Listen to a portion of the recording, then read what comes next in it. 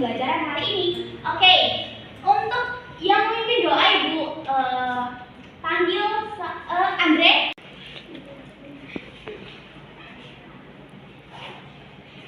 Ya, anak Ibu Andre, oke. Kamu pimpin doa ya sekarang. Iya. Oke. Baiklah, sebelum masuk ke pembelajaran, mari kita berdoa menurut keyakinan kita masing-masing. Mulai.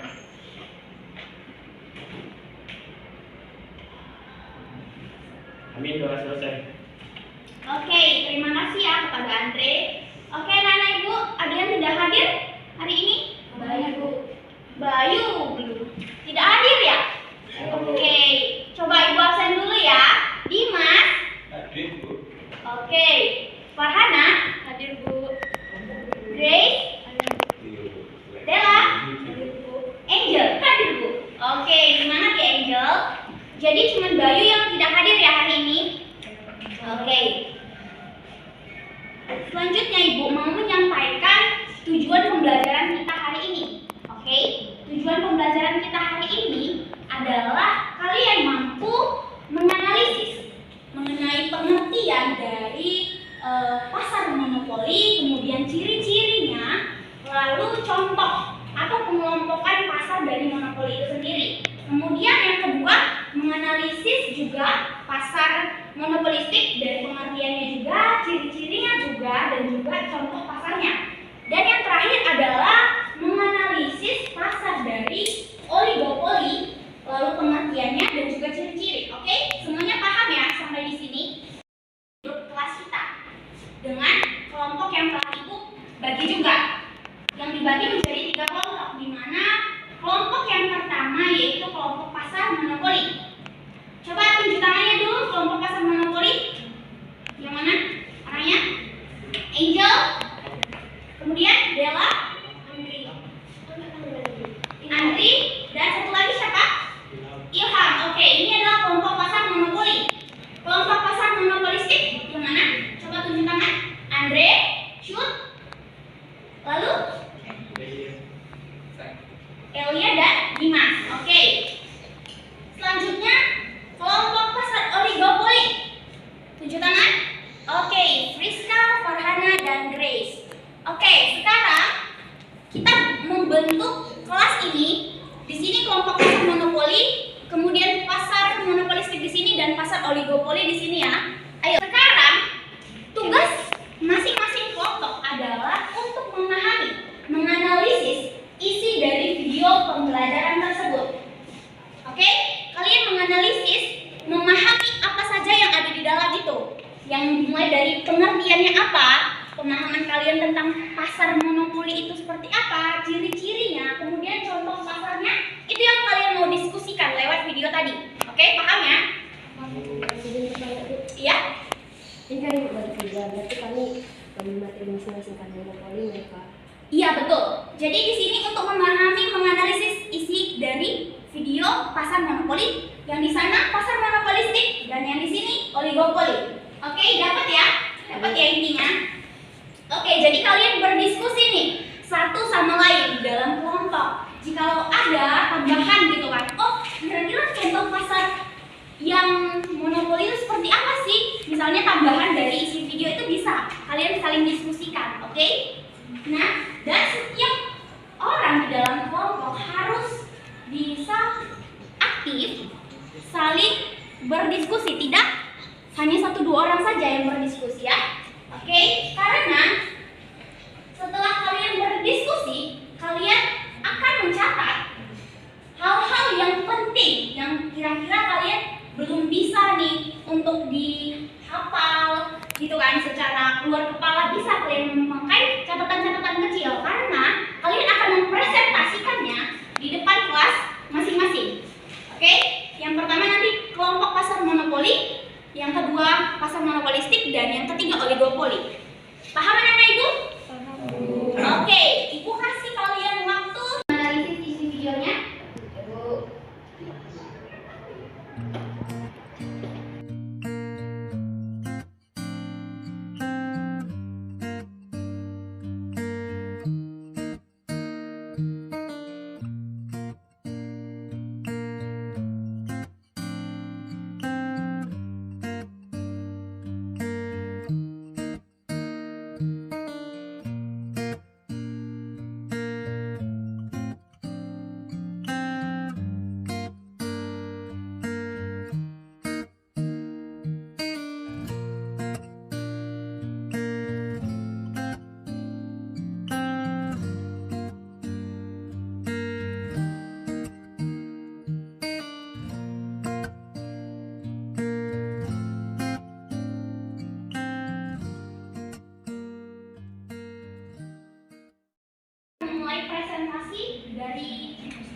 kelompok pasar monopoli sudah selesai ya? Oke, silakan maju. Waktunya hanya berdurasi 2 menit saja. Tergantung pemahaman dari yang kalian dapatkan. Oke? Semua anggota dari kelompok maju. 2 menit saja. Oke? Analisis dari apa yang kalian tonton.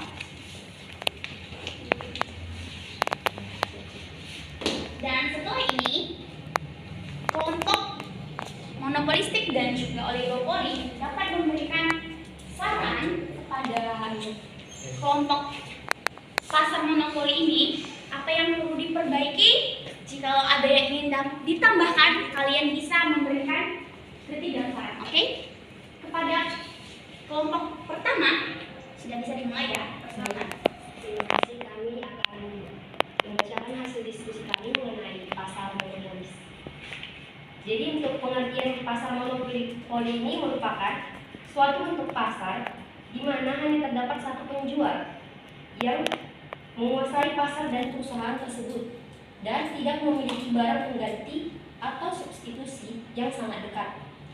Sebagai penentu harga, pelaku monopoli ini dapat menaikkan harga dengan cara mengurangi jumlah produknya. Maksud yang selanjutnya adalah struktur pasar monopoli. Dari video yang kami tonton tadi, terdapat beberapa struktur yang ada pada pasar monopoli. Yang pertama itu adalah hanya ada satu penjual atau perusahaan di pasar monopoli. Lalu yang kedua itu banyak pembeli. Yang ketiga adalah produk dari pasar monopoli tidak mempunyai substitusi. Lalu yang selanjutnya adalah perusahaan sebagai price setter.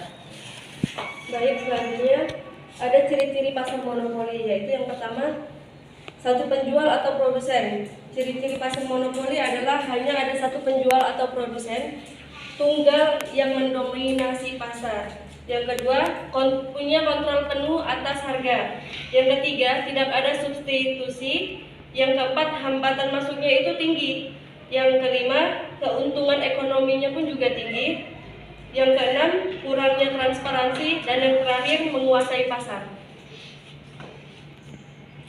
Baik, berdasarkan video itu tadi ada 4 contoh pasar monopoli, yaitu yang pertama ada PT PLN atau perusahaan listrik negara, yang kedua ada perusahaan air minum atau PDAM. Di video tadi maksud saya di situ juga disebutkan apa perusahaan itu berjalan dalam hal apa. Yang pertama itu PT Perusahaan Listrik Negara sebagai penyedia listrik untuk negara. Yang kedua perusahaan daerah air minum yang bekerja untuk menyediakan air bersih. Yang ketiga PT Pertamina sebagai penyedia bahan bakar. Yang keempat PT Kereta Api Indonesia sebagai penyedia layanan transportasi kereta api. Yang kelima PT Pelayanan Nasional Indonesia sebagai penyedia transportasi laut. PT Pindad sebagai produsen senjata.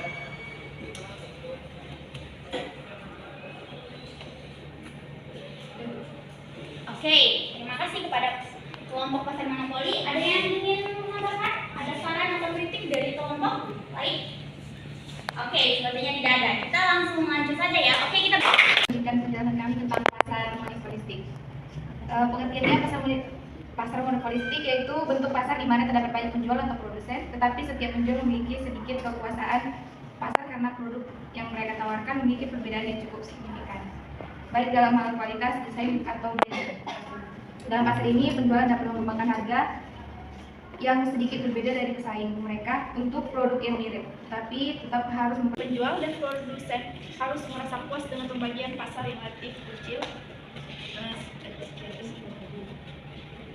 Baiklah, di dalam pasar monopolistik ada beberapa kelebihan di dalamnya. Yang pertama, jumlah produsen dalam pasar cukup banyak sehingga konsumen memiliki banyak alternatif produk. Yang kedua, produsen dapat bebas keluar dan masuk pasar karena tidak ada hambatan yang berarti.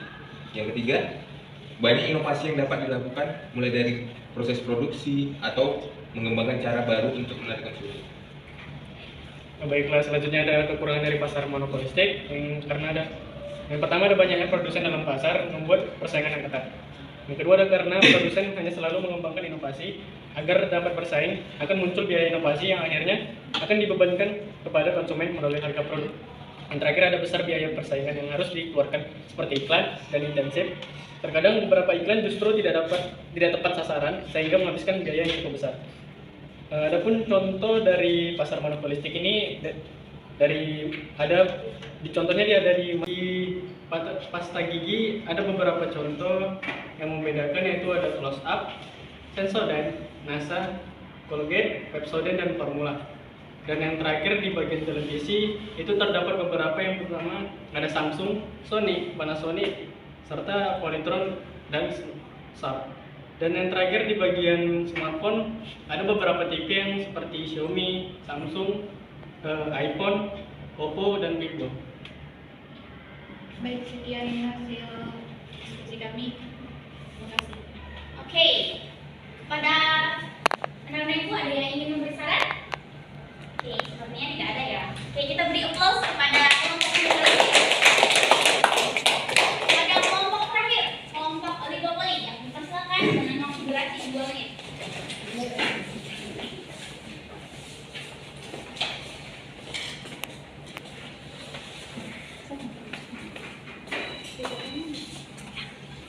Baiklah, kami di sini akan mempresentasikan hasil diskusi kami mengenai pasar oligopoli, di mana materi pertama akan dibacakan oleh Friska.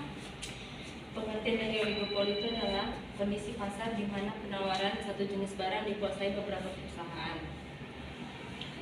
Lalu selanjutnya ada macam-macam pasar oligopoli, yaitu yang ada pure oligopoli, di mana barang yang dijual bersifat homogen dan tidak dapat dibedakan. Contohnya itu seperti semen, air mineral, dan rokok. Lalu yang kedua ada differentiated oligopoli, di mana barang bersifat homogen dan bisa dipisahkan. Contohnya itu seperti sepeda motor, laptop, dan mobil. Adapun ciri-ciri yang kami diskusikan tadi, yang pertama produsen cenderung sedikit, di mana itu pasar itu lebih dikuasai oleh produsen besar. Yang kedua ada jenis barang homogen, itu dia memiliki sedikit perbedaan barang-barang itu yang dipasarkan. Yang ketiga ada kemampuan menentukan harga. Yang keempat ada ketergantungan dengan pesaing. Yang kelima ada pengusaha sulit masuk dan keluar. Kemudian di sini ada kelebihan dan kekurangan dari oligopoli. Yang pertama itu ada kelebihan di mana harga cenderung normal, munculnya inovasi baru pada setiap produk yang dikeluarkan, terus meratanya persaingan, memiliki kelasan masing-masing pada setiap produknya. Kemudian kekurangannya itu ada potensi monopoli harga, kemudian perusahaan baru sulit untuk terjun, kemudian adanya hak paten dan hak royalti, dan yang terakhir adalah terjadinya eksploitasi yang berkelanjutan. Jadi di sini contoh pasar oligopoli adalah perusahaan Yamaha dan Honda, di mana kita tahu perusahaan Yamaha dan Honda ini adalah perusahaan yang mengeluarkan kendaraan otomotif. Jadi di mana mereka selalu bersaing di bidang dari segi persaingan, jenis, kualitas, dan lain-lain. Lalu di sini namun mereka juga ternyata terkena kasus bahwa mereka melakukan kegiatan monopoli sehingga perusahaan tersebut terkena denda. Demikian materi dari kami. Terima kasih. Oke, terima kasih kepada kelompok terakhir. Kepada anak-anak ibu ada yang memberikan saran? Oke, sepertinya tidak ada. Kepada kelompok terakhir kita beri applause. Oke, silakan duduk. Baik, karena semua kelompok telah mempresentasikan materi kita, yaitu pasar monopoli, monopoli, dan oligopoli, maka secara acak ibu akan memilih satu orang untuk menyimpulkan apa yang didapatkan hari ini. Oke, kita harus ibu harus mengevaluasi kalian kalau kalian sudah paham sejauh ini. Oke, coba Grace. Jadi yang dapat saya simpulkan, di mana produsen cenderung di mana pada pasar oligopoli produsen cenderung sedikit, misalnya ditandai dengan keberadaan sedikit besarnya produsen yang mendominasi pasar. Lalu jenis barang bersifat homogen, di mana barang yang dijual produsen dalam pasar oligopoli cenderung homogen dan memiliki sedikit perbedaan antara satu produsen dengan produsen lainnya.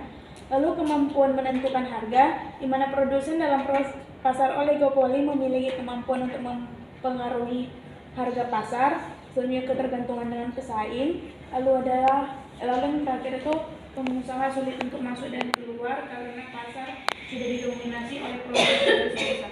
Oke, terima kasih. Untuk pasar monopoli, coba Ia hanya punya satu penjual yang menguasai seluruh pasar dan perusahaan dan tidak memiliki barang pengganti atau substitusi yang sangat dekat. Oke, baik sekali. Untuk pasar monopolistik, coba Dimas, kesimpulan. Kesimpulan dari materi pasar monopolistik yaitu menurut kelompok kami, jumlah produsen dalam pasar cukup banyak sehingga konsumen memiliki banyak alternatif produk. Oke, terima kasih terhadap materi, hanya sedikit saja. Jadi intinya pasar monopoli itu adalah pasar yang memiliki hanya satu produsen atau satu perusahaan besar yang menguasai pasar. Jadi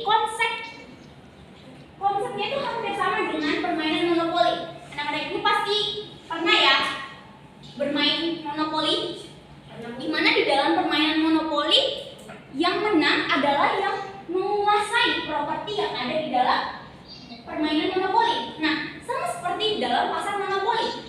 Jadi hanya ada satu perusahaan yang menguasai pasar. Contohnya tadi seperti PT PLN, di mana tidak ada barang substitusi dari PT PLN ini. Ada yang menggantikan nggak PT PLN ini dalam kelistrikannya? Dia hanya penguasa utama di Indonesia. PT PLN seperti PDAM juga, perusahaan daerah air minum, hanya ada satu. Kemudian PT KAI, Kereta Api Indonesia, tidak ada yang menggantikan kan? Di bidang langsung yang transportasinya itu kereta api, bukan yang lain-lain seperti sepeda motor, bukan yang seperti itu maksudnya di sini. Oke, untuk pasar monopolistik, di mana banyak sekali produsen di dalamnya, karena ada banyak produsen di dalamnya, maka konsumen memiliki variasi.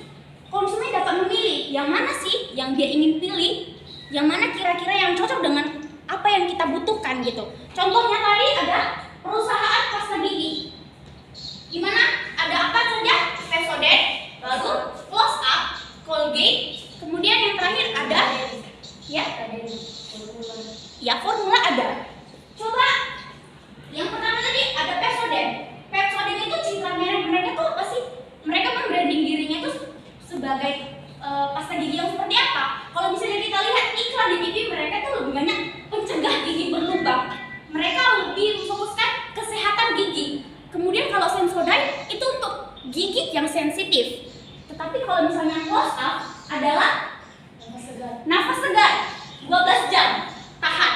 Nah, jadi itulah contoh dari pasar monopolistik. Banyak dia pasarnya, ya kan? Kemudian pasar oligopoli, di mana pasar oligopoli itu hanya beberapa produsen saja yang ada. Jadi dia tidak sebanding dengan konsumen yang ada. Konsumen itu banyak, tapi perusahaan itu hanya beberapa saja. Dan cirinya itu, perusahaan itu adalah perusahaan-perusahaan yang sudah besar. Seperti ada studi kasus tadi yang ada di dalam video dan telah dijelaskan juga, ada dua perusahaan besar, yaitu di bidang sepeda motor milik Jepang, yaitu Honda dan Yamaha. Di mana dalam pasar oligopoli ini rentan melakukan monopoli pasar karena mereka adalah dua perusahaan raksasa yang terbesar di Indonesia. Maka pada tahun 2017 mereka dijatuhi hukuman di mana mereka melakukan monopoli harga, walaupun tidak dalam bentuk tertulis atau dalam bentuk ada surat, tapi tertulis atau tidak tertulis itu sama saja dengan memonopoli harga. Jadi mereka dijatuhi hukuman pada tahun 2017. Nah, seperti itu ya anak ibu. Oke, sekarang dari pembelajaran kita hari ini, apa masih ada yang sulit dipahami anak ibu? Oke, berarti semuanya sudah paham yang mengenai materi kita hari ini. Baiklah, ibu akan mengakhiri kegiatan pembelajaran kita hari ini. Terima kasih kepada anak-anak ibu semuanya yang telah berpartisipasi aktif di dalam kelas kita hari ini. Ibu ucapkan selamat pagi. Pagi, Ibu.